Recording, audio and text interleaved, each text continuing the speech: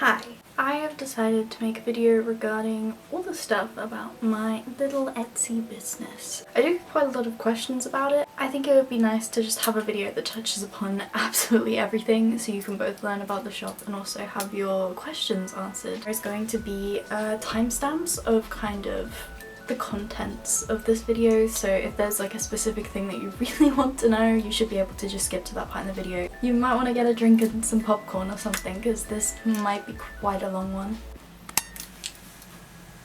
If you didn't know by now, my small business is called Miggle Studio and it is now 3 years old? I say 3 years old. It's not 3 years old, 2 years old. I made it in 2021 in summer because I wanted a side project to do alongside my first job. I've always wanted to do something like this and I came across Etsy and looked into, you know, making things and selling them on Etsy, and it was really simple to set up. I mean, I was 17 when I first did it. I'm now 19. I haven't really had a problem with it. After kind of like summer ended, I think I was back in college for a bit and I was like, yeah, this ain't cutting it. So I ended up quitting college, but because of like everything that was going on, I didn't end up continuing the shop, so it went on to holiday mode for over a year, and I kept telling people, you know, it's gonna come back up in a few months. Finally it got to the point where I was like, you know what, 10th of July was my date of the shop's going up no matter what. And kind of a month or two before that I started crocheting like crazy. The other big change from 2021 to starting it again in 2023 was, I guess you could say, the content, but it's the quality of my content. I had a lot of comments made with the first set of crochet things that they wanted eyes on them, so I made very sure this time to make sure there was tons of eyes.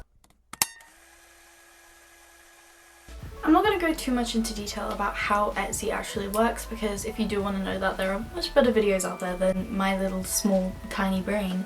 It's been 2 months since it opened back up and I think I don't get sales every day. I don't, you know, earn the most from it to make a huge profit or anything, but for 2 months worth, you know, I have doubled, probably even tripled what I did in the first year. And that's also a huge thanks to my friends and family who have really supported the business and sharing it with their friends and also supporting it if they can. It's really nice to see the community that's been able to make because of it, and getting feedback on what people would like with the Perry the Platypus, which has actually been sold. The Perry the Platypus was like demanded on TikTok. I'm not planning to do a big restock until probably around December, November time. So it means I'm going to be running out of stock as people buy more. It means that like I'm not left with tons of leftovers that I know just aren't going to sell. Whatever doesn't get sold during these restocks, and I'm like they're there throughout all these restocks and they're still not getting sold, will be put towards a new pile, which is going to be for a market stall I'm doing next year.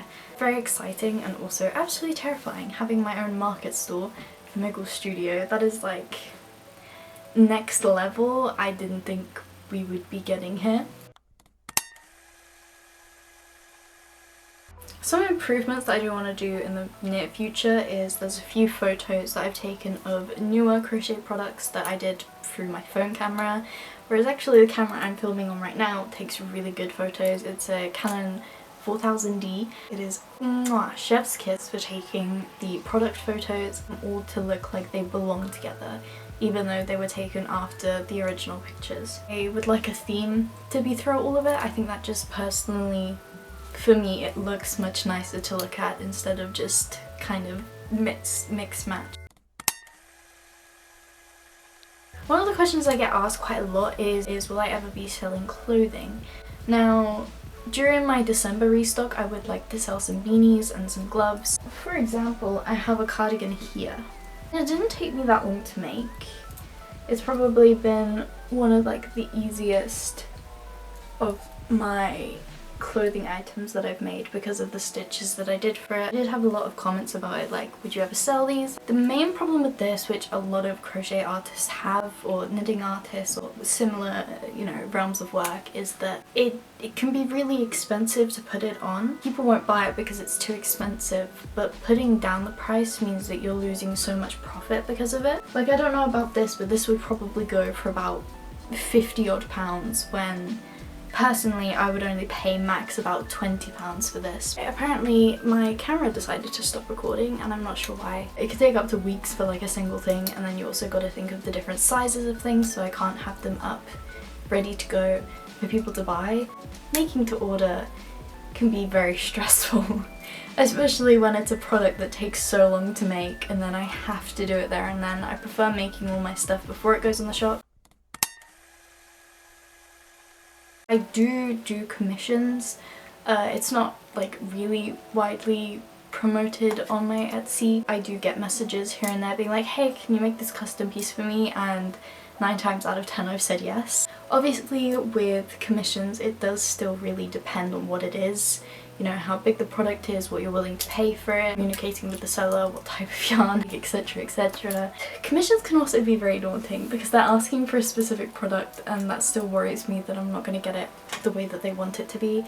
So I'm still trying to get over that fear. The main way that I market my shop is through TikTok, which isn't the most reliable. Kind of have to be very lucky to get good reach. That being said, I have had at least about 3 or 4 sales from TikTok alone.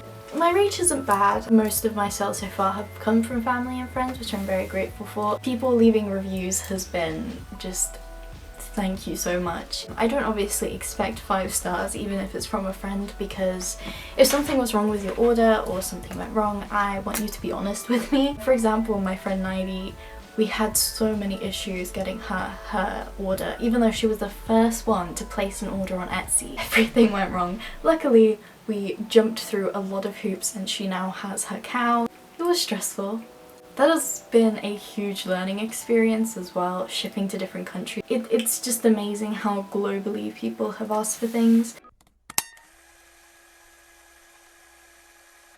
I would like to show you some of the stock that I still have in case you're interested in any of it, but one of the things I do want to touch on before that is stuff I want to do next with the shop. You know, what are my plans for the near future / far future with it? Am I gonna be, you know, still doing this in a year time? Or I do hope that I can do this for a few years. If I get no sales for like a whole 6 months or something, then I will think about, if, you know, marketing strategies aren't working, then maybe I should cool it off a bit. There's also the problem of, I forgot my train of thought. For future plans with the shop and like the stuff in the shop, I do hope to do some jewellery soon. So we still have a lot of cows left. This is a normal Valentine's cow. I wasn't expecting like the hype that this had, but I'm also very glad. A mint cow.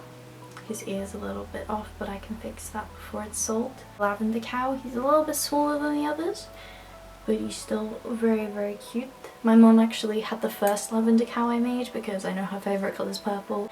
I have a reject pile, which I never was going to sell in the shop because, well, they're rejects. They weren't, to me, worthy of being sold. However, popular demand on TikTok basically said they want all of them. We have a little blueberry cow. Oh, they're so soft. Yeah, these are 2 axolotls. These were quite early on that I made these. We still have a soft turtle left. I was gonna make more of these, but I made it towards the end of crocheting stuff. This is the magenta cow. Very cute, very fluffy, very soft. This is a reject dinosaur. Really didn't like how he ended up. His head looks weird and just...